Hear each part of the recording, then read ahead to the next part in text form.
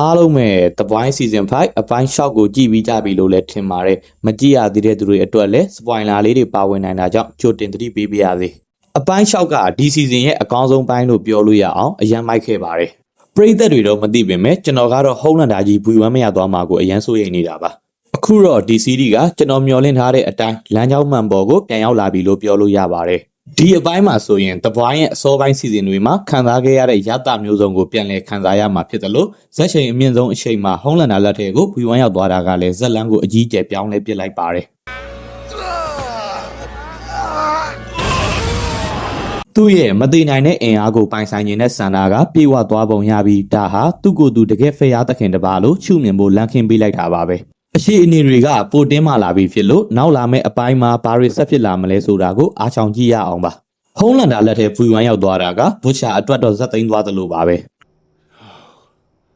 ဒီ season ထဲမှာပထမဆုံးအကြိမ်ဖြစ်ဘွတ်ချာတယောက်လမ်းပြောက်သွားတာကိုတွေ့ရပါတယ်ဟုံးလန်တာသာ V1 သုံးလိုက်ရင်ဖြစ်လာနိုင်တဲ့အကျိုးဆက်တွေကစဉ်းစားလို့တော့မရပါဘူးတချို့ကတော့ V1 ကြောင့်ဟုံးလန်တာအစွမ်းတွေပျောက်ဆုံးပြီးတာမန်လူတယောက်ဖြစ်သွားလိမ့်မယ်လို့ထင်ကြပါတယ်ဟုံးလန်တာလိုလူမျိုးကတာမန်လူတယောက်လိုနေထိုင်သွားရမယ်ဆိုရင်တက်ရှိငရဲကြနေသလိုဖြစ်နေမှာပါဒါပေမဲ့ထရီလာတွေကတမရရုံကန်တွေကအခမ်းအနားတွေကိုကြည့်ရရင်တော့ဒါမျိုးဖြစ်လာမှာမဟုတ်ပါဘူးကျွန်တော်အထင်ကတော့ဒီ V1 ဟာဟုံးလန်တာရဲ့စွမ်းအားကိုပုံမမြင့်တင်ပေးပြီး virus ကိုလည်းခံနိုင်ရရှိသွားစေမယ်နောက်ပြီးမသိနိုင်တဲ့ခန္ဓာကိုယ်ကိုပါရသွားစေလိမ့်မယ်လို့အခိုင်အမာယုံကြည်ထားပါတယ်နောက်ထပ် theory တစ်ခုကတော့ Soldier Boy ရဲ့စွမ်းအားတွေကြောင့် video ဟာပျက်စီးသွားမယ်လို့ဆိုကြပေမဲ့ဒါလည်းဖြစ်နိုင်ခြေနေပါတယ်တကယ်လို့သာဟုံးလန်တာကအရင်ကားထပ်ပို့ပြီးအတ္တကြီးလာမယ်ဆိုရင်နောက်ပိုင်းမှာတော့အရှိန်တွေကပို့ပြီးဆိုးဝါးလာဖို့ပဲရှိပါတယ်အရင်ကသူ့ကိုယ်သူအားမရတာအင်အားမကြီးတာမသိနိုင်တာတွေအတွက်စိုးရိမ်စိတ်ရှိခဲ့ပေမဲ့အခုတော့သူဟာကမ္ဘာမှာအင်အားအကြီးဆုံးစုဖြစ်သွားပြီလို့ယုံကြည်သွားပါပြီ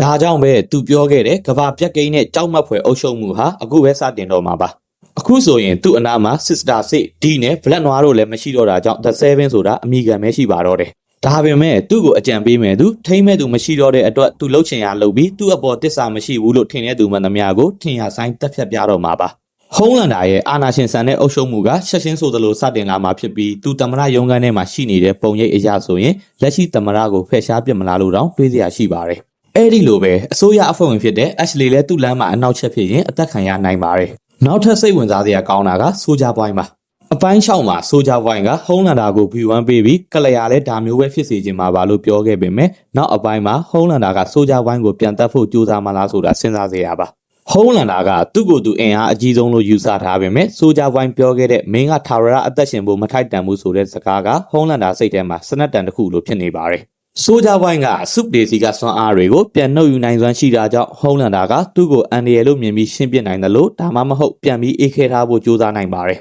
်အခုဆိုရင်ဟုံးလန်တာကသူ့အတွက်ဘာ virus မှမကြောက်ရတော့ဘူးဆိုတာသိသွားပြီဖြစ်လို့ The Voice အဖွဲ့ကိုလည်းစတင်အမဲလိုက်တော့မှာပါနောက်အပိုင်းရဲ့အမိက The Frenchman The Woman and The Manခေါ်မာသာ mix လို့ပေးထားတာကြောင့် Frenchy Kimiko နဲ့ MM တို့အတွက်တော့အခြေအနေကတော်တော်လေးစိုးရိမ်စရာကောင်းနေပါတယ်နောက်ထပ်စိတ်ဝင်စားစရာကောင်းတဲ့အလှည့်ပြောင်းကတော့တတိပါပဲသူက Black Noir ကိုတတ်ခဲ့တယ်လို့ Alastair ကမ်းလွန်မှာရေနံပိုက်လိုင်းကြောင့်ငါးပေါင်း 1.4 ဘီလီယံတည်ဆုံးခဲ့ရတဲ့ကိစ္စမှာလည်းပါဝင်ပတ်သက်နေတာကြောင့်အခုဆိုရင်သူဟာအတော်လေးကိုအကျက်ရိုက်နေတဲ့အနေအထားကိုရောက်နေပါပြီ။ဘာဖြစ်လို့လဲဆိုတော့သူ့အတွက်ဘယ်နေရာမှာဘေးကင်းလုံခြုံမှုမရှိတော့လို့ပါပဲ။ဥပမာပြောရရင်သူ Black Noir ကိုတတ်လိုက်တဲ့အချိန်မှာသူ့မျက်နှာပေါ်မှာကြောက်ရွံ့မှုတွေချက်ချင်းဆိုးမိုးသွားတာကိုတွေ့ရမှာပါ။ Seven အဖွဲ့ဝင်တယောက်ကိုတတ်လိုက်တဲ့အတွက်ဟုံးလန်တာကသူ့ကိုလိုက်ရှာတော့မယ်ဆိုတာသူကောင်းကောင်းသိနေတယ်လို့သူ့ကိုအတုံးမကျတဲ့လူလိုလည်းတတ်မှတ်သွားတော့မှာပါ။ဒါအပြင် Black Noir ဆိုတာဟုံးလန်တာကိုဖျားသခင်တပါလို့လူတွေယုံကြည်လာအောင်လုပ်ပေးမဲ့နေရာမှာအရေးပါတဲ့သူဖြစ်ပါတယ်။သူတို့နှစ်ယောက်ကတကိုးပြတဲ့အနေနဲ့ Noir ကိုစကားပြန်ပြောခိုင်းမှုစီစဉ်ထားတာပါ။အခုတော့ဒီအစီအစဉ်ကဒီကြောင့်ပျက်စီးသွားပြီဖြစ်လို့ဟုံးလန်တာက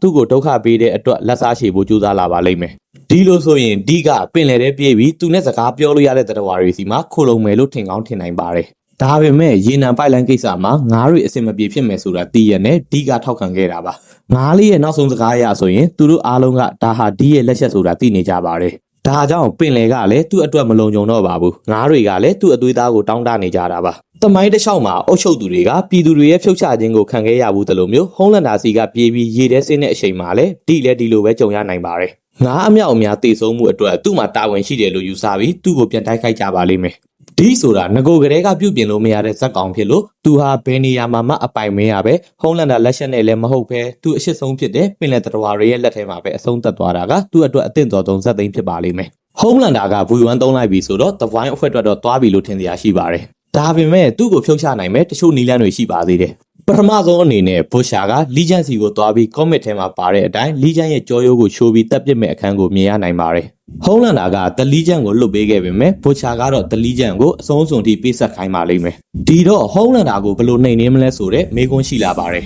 ။ Soldier Boy မှာ V တွေကိုစုပ်ယူနိုင်တဲ့စွမ်းအားရှိတာကိုကျွန်တော်တို့သိကြပါတယ်။ဒါကြောင့်ပဲ Soldier Boy က V1 ပေးခဲ့တာမှားသွားပြီလို့နှောင်နှားရပြီးစိတ်ပြောင်းသွားမယ်ဆိုရင်သူကိုယ်တိုင်ပဲ Homelander စီက V တွေကိုပြန်နှုတ်ပြီးစက်သိမ်းပေးနိုင်ပါတယ်။ဒါပေမဲ့ဒါက Season 3တုန်းကလိုပဲဖြစ်နေမှာမို့လို့ဖြစ်နိုင်ခြေသိပ်မများပါဘူး။နောက်ထပ် theory တစ်ခုကတော့ Sister Say ပါ။သူမက V1 ရဲ့ formula ကိုတမင်မအောင်လုပ်ပြီး Homelander ကိုမသိနိုင်တဲ့သူမဖြစ်အောင်ကြိုးစားခဲ့ပူပါတယ်။အခုသူမက The Void ဘက်ကိုရောက်လာပြီဆိုရင် Butcher နဲ့ Starlight တို့ Homelander ကိုရှင်းနိုင်ဖို့အတွက်တကယ် V1 ကိုထုတ်ပြီးမလားဆိုတာစိတ်ဝင်စားသေးရပါ။ V1 ကမသိနိုင်ဘူးဆိုပေမဲ့အားနည်းချက်တော့ရှိမှာပါပဲ။ Butcher နဲ့ Starlight တို့ကအမြဲရှင်တန်နေခြင်းသူတွေမဟုတ်လို့ V1 သုံးတာဟာသူတို့အတွက်တော့ကြီးမားတဲ့ဆွလွန်မှုတစ်ခုဖြစ်ပါလိမ့်မယ်။ဒါမှမဟုတ်ရင်လေ Sister Say ကခဏတစ်ဖြုတ်ပဲစွမ်းအားရမဲ့တန့် V1 ပုံစံမျိုးကိုဖန်တီးပေးပြီးတိုက်ပွဲအပြီးမှာတေဆုံးခွင့်ရအောင်လုပ်ပေးနိုင်ပါတယ်။သူမကကဘာမှာအသိဉာဏ်ရှိဆုံးလူဖြစ်တာကြောင့်ဒါမျိုးလုပ်နိုင်ပါတယ်။နောက်ဆုံးဖြစ်နိုင်ခြေကတော့ Ryan ပါပဲ။ Say က Ryan အတွက် V1 ဖန်တီးပေးပြီးသူ့ကိုလက်နက်တစ်ခုလိုအသုံးချတာမျိုးပါ။တကယ်လို့ Ryan ကပို့ပြီးအကြမ်းခံလာပြီး The Void နဲ့ပူးပေါင်းလိုက်ရင်တော့ Homelander ကိုအသာစီးရဖို့အခွင့်အရေးရှိသွားပါပြီ။နောက်လာမယ့်အပိုင်းမှာဇက်သိန်းတိုက်ပွဲကြီးကိုမမြင်ရသေးနိုင်ပေမဲ့ The Void အဖွဲ့ဘာဆက်လုပ်မလဲဆိုတဲ့အစီအစဉ်တွေနဲ့ Legion ရဲ့တည်ဆုံမှုကိုတော့မြင်ရနိုင်ပါတယ်